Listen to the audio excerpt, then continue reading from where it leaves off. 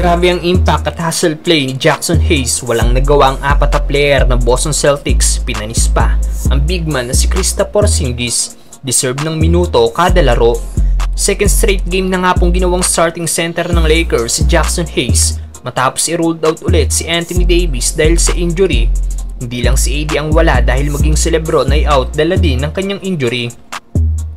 Marami nag-expect na easy win na ito para sa top seeded team sa East sa Boston Celtics, pero inupset nga lang po ng Lakers ang Celtics sa tinalo ito sa score 114 to 105. Solid na naging laro ng first 5 ng Lakers na nakagawa lahat ng double-digit in points.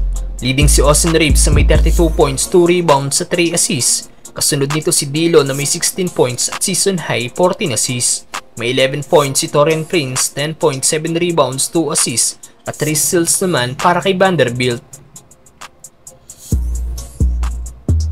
At ang isa sa naging X-factor sa panalo ng Lakers ay si Jaxson Hayes na solid double-double, 16 points at 10 rebounds ang ginawa, playing 34 minutes. Season high din ito para sa nasabing Lakers big man.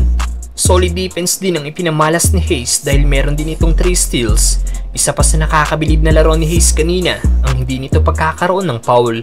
Dahil ngayong season may average ng 6.6 fouls per 36 minutes ang nasabing Lakers big man.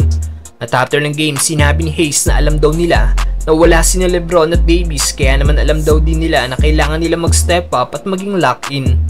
We all knew we didn't have the big two today, so we all just said we gotta step up our game and lock in a little more and just fly around a little more and just bring that energy. And we brought the pace today and I felt like they couldn't huddle up with the pace. Narito ang ilan sa naging highlights ng laro ni Jaxson Hayes. First points ng Lakers ay mula sa hook shot ni Jaxson Hayes. Ganda naman ang putback dunk ni Hayes mula sa miss ni D'Lo. Nice pick and roll play mula sa assist ni D'Lo papunta kay Jaxson Hayes. Ganda naman ang depensa ni Hayes kay Tatum kaya mintis ang tira ng Celtic star.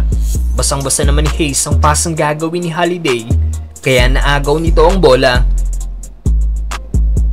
Bagsak naman si Porzingis matapos sabayan si Jaxson Hayes. Sa play namang ito walang nagawa ang depensa ng apat na player ng Celtics at hindi napigilan ang opensa na ginawa ni Jaxson Hayes. Anong masasabi nyo sa laro ng Lakers big man mga brother?